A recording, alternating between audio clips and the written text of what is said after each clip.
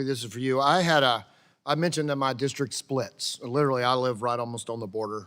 And I mentioned the afternoon, the sun rises and sunsets an hour different in Portland and Bardstown and my place in where I live in Fort Worth. But if you look at Bardstown and where I live, we have the same sun, but different time.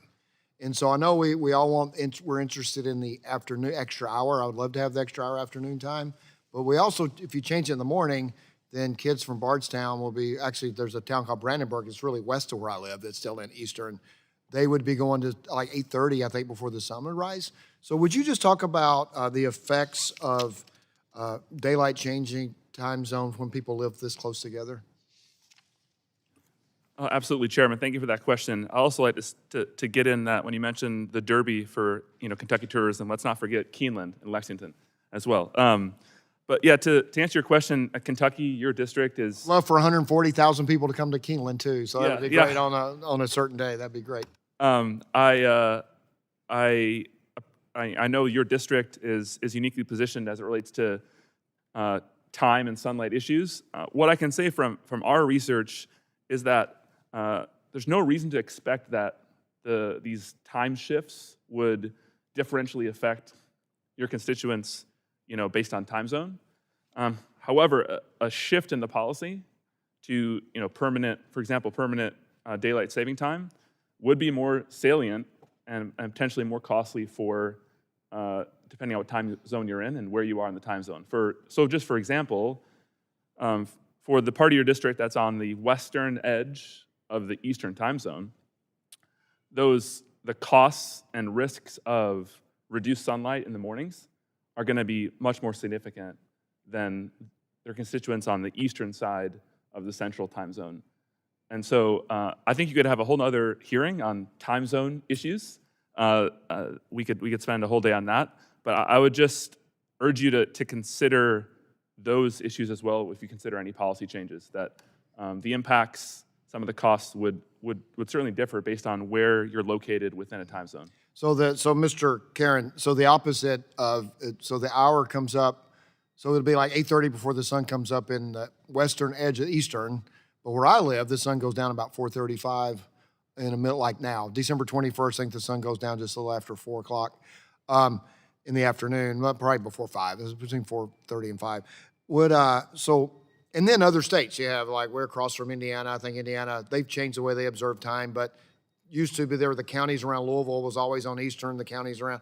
So could you just describe about the difficulty of just a patchwork of time zone changes? So let's say we let each state do it, and Kentucky doesn't do it, but Indiana does do it. For some reason, Indiana did it a couple years ago. Matter of fact, the governor at the time, who ended up being president of Purdue, said that was probably the most difficult decision he made as governor, or the most political, I would say. So, I think the legislation that is being proposed right now in Congress, whether it's to make daylight saving time permanent, but would allow for states to opt out into standard time, or there's another law that would allow states just simply to choose whichever one they want. We already, I'm no states' rights expert, necessarily, but I can tell you we already have enough issues with figuring out what time zone some states are in, right? If we add another variable, whether what time zone and if they're in DST or standard time, that will be very interesting. Dr.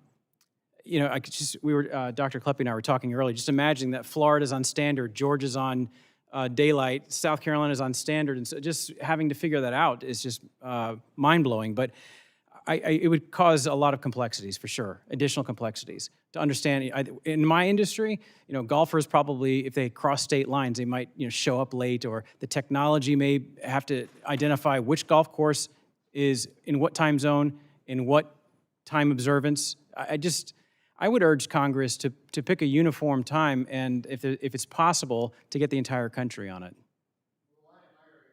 In Meade County and Breckinridge County, people who live on the very eastern end of Breckinridge just observe Eastern time, because most people work at Fort Knox who live there, and Fort Knox is on Eastern time, but the school system is on the county time, so it is confused. I've showed up. There's one time I've actually messed up was going to Irving, that area, on time. So, Ms. Marietta, could you elaborate on the economic impact of the lodging industry, local communities that rely on tourism?